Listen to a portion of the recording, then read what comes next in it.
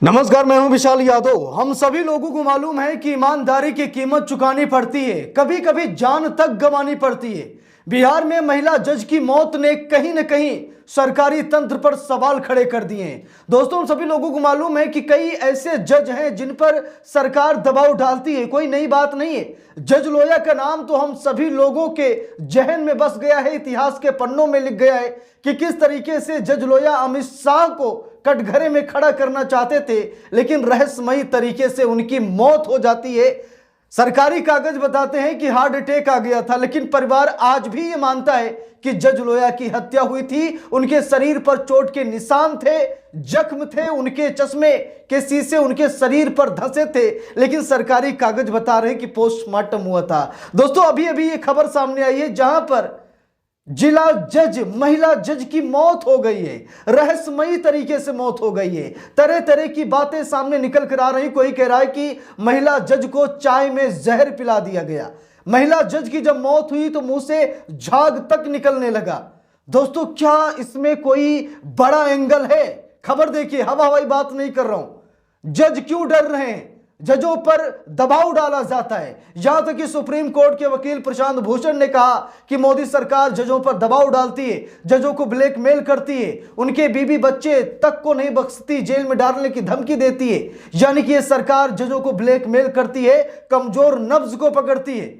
सरकार पूरी कोशिश करती है कि जज हमारे पक्ष में फैसला सुनाए, लेकिन आज एक महिला जज की मौत ने सारे सरकारी सिस्टम पर सवाल खड़े कर दिए। देखिए, खबर भी सामने आ गई, लिखा भी है, नवादा जिला और सत्र न्यायाधीश शिल्पी सोनीराज का निधन, सरकारी आवास में बिगड़ी तबीयत, मामले की जांच शुरू। तो मामले की जांच शुरू कर दी गई है, लेकिन दोस्तों ये कहा जा रहा है कि जो जज थी, जज मैडम थी शिल्पी सोनीराज, इन्होंने चाय पिया था और चाय में कुछ ऐसा था जिसकी वजह से इनकी अचानक तबीयत खराब हो गई और जब हॉस्पिटल ले जाया गया तो उनकी मौत हो गई और मुंह से झाग निकल रहा था। आप लोगों को मालूम है कि अक्सर जहर जिसे खिलाया जाता है या मतलब कुछ भी जहरीला पदार्थ उसके शरीर में चला जाता है तो झाग निकलना स्वाभाविक है। अगर किसी को सांप भी काट लेना तो झाग निकलने लगता है। तो यानी कि जहर जब भी शरीर में जाता है तो झाग निकलता है।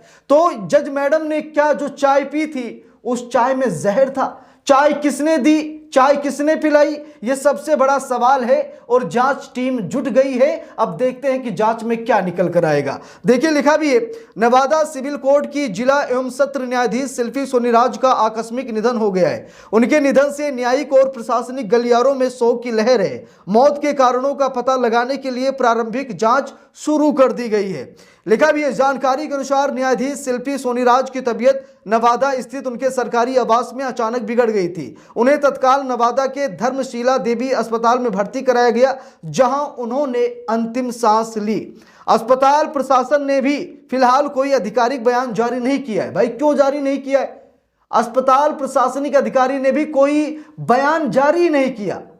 देखिए, लिखा भी है, निधन की सूचना मिलते ही नवादा के जिलाधिकारी रवि प्रकाश, पुलिस अधीक्षक अभिनव धीमान, एसडीओ अमित अनुराग और डीएसपी हुलास कुमार सहित कई अधिकारी और न्यायाधीश अस्पताल पहुंचे।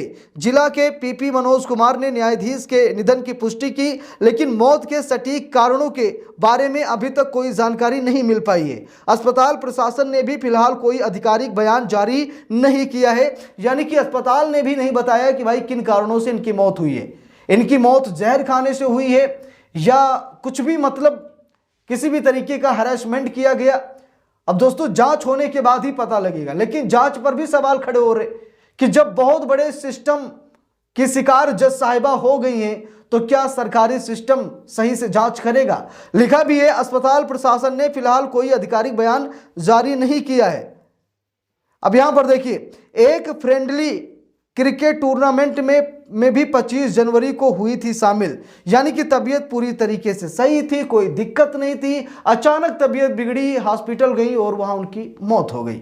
देखिए, लिखा भी है, शिल्पी सोनीराज हाल ही में 25 जनवरी को आयोजित एक फ्रेंडली क्रिकेट टूर्नामेंट में भी शामिल हुई थी। इस मैच में उन्होंने कहा था कि ये खेल प्रेम का प्रतीक है, न कि हार जीत का। उनकी सोच को सकारात्मक और प्रेरक बताया जाता था। फिलहाल उनके आकस्मिक निधन के कारणों की विस्तृत आधिकारिक सूचना का इंतजार है। इस दुखद घटना से स्थानीय लोग और न्यायिक समुदाय अभी चिंतित हैं, परेशान है कि भाई ऐसा कैसे हो गया। हंसता खेलता हुआ चेहरा अचानक बुझ कैसे गया। जो अभी तक अच्छे अच्छे फैसले ले रही थी, अचानक ऐसा कैसे हो गया। दोस्तों, हम लोगों को मालूम है कि कई बार ऐसा हो चुका है। कई जज की मौत रहस्यमयी तरीके से हुई है। कई बार जजों को ब्लैकमेल और डराया भी गया है, धमकाया भी गया है। ऐसे ही नहीं, वकील प्रशांत भूषण साहब ने कहा था कि भाई जजों को ब्लैकमेल किया जाता है, उन्हें डराया धमकाया जाता है, बीवी बच्चों को जेल में डालने की धमकी दी जाती है, यहां तक कि नाते रिश्तेदारों के जरिए ब्लैकमेल किया जाता है। तो बात यह है कि जज बनना आसान नहीं है, वो भी जब एक सरकार अहंकार में मदमस्त हो, जब सरकार न्याय व्यवस्था में दबाव डालने की कोशिश करे, जब सरकार पूरी तरीके से न्याय तंत्र पर हावी होने की कोशिश करे, संविधान को रौंदने की कोशिश करे, तब जज डर के साए में जीते हैं। और आज यही हुआ है। अभी तक मौत के कारणों का पता ही नहीं चल पाया है कि भाई ये कैसे हुआ, क्या हुआ। जज मैडम के साथ ऐसी कौन सी घटना घटित हुई, भाई अचानक उनकी तबीयत खराब हो गई और इतनी खराब हो गई कि मौत हो गई। मुंह से झाग निकल रहा था, ऐसा लग रहा कोई जहरीला पदार्थ उन्हें खिलाया गया है। अब सबसे बड़ा मुद्दा ये दोस्तों कि हाल ही में जज मैडम कौन सा ऐसा फैसला लेने वाली थी, अब इस पर भी चर्चा होगी कि कोई लेटेस्ट फैसला आने वाला था, किसी के खिलाफ आने वाला था। क्योंकि दोस्तों, हम लोगों को मालूम है कि फैसला जब आता है तो एक के खिलाफ आता है, एक के पक्ष में आता है। तो कौन है ऐसा जिसके खिलाफ फैसला आने वाला था, कहीं उसने ही तो कुछ गड़बड़ नहीं किया। अब देखिए, जब तक आधिकारिक पुष्टि नहीं हो जाती, लोग तरह तरह के सवाल खड़े होकर रहे हैं। बिहार में मोदी नीतीश की सरकार है, हम सभी लोगों को मालूम है, ठीक है। नीतीश मोदी का ही चलता है बिहार में, और सबसे ज्यादा मोदी जी का चलता है। तो भाई किसकी हिमाकत, जहर की बात हो रही सोशल मीडिया पर, तो कौन इतना बड़ा बाहुबली है भाई, गुंडा है जो जज को जहर दे सकता है। अगर जांच सही हुई तो दूध का दूध पानी का पानी भी हो जाएगा, हम सभी लोग अच्छी तरीके से जानते हैं। लेकिन जांच में अगर गड़बड़ी हो गई तो मेन आरोपी को बचा लिया जाएगा। इसमें यह भी हो सकता है क्योंकि जज लोया की मौत एक सोची समझी साजिश का हिस्सा है। अमित शाह को मुख्य आरोपी बनाया गया था और कारण भी स्पष्ट था कि अमित शाह को कोर्ट तक घसीटना चाह रहे थे जस्टिस लोया। जस्टिस लोया कहीं ना कहीं पूरी तरीके से कोशिश कर रहे थे कि अमित शाह को सजा दिला दी जाए, लेकिन जज लोया की मौत हो जाती है। संजीव भट्ट, तमाम ऐसे अधिकारी जजों के नाम मैं गिना सकता हूं जिनकी मौतें अचानक हुई हैं, हादसे का शिकार हुई हैं। तो इस पूरे मामले पर आप सभी लोगों की क्या राय है, कमेंट करके जरूर बताइएगा। वीडियो को लाइक शेयर, अगर चैनल पर नए हैं सब्सक्राइब करके सपोर्ट कीजिएगा। मिलते हैं दूसरी वीडियो में, तब तक के लिए बहुत बहुत धन्यवाद।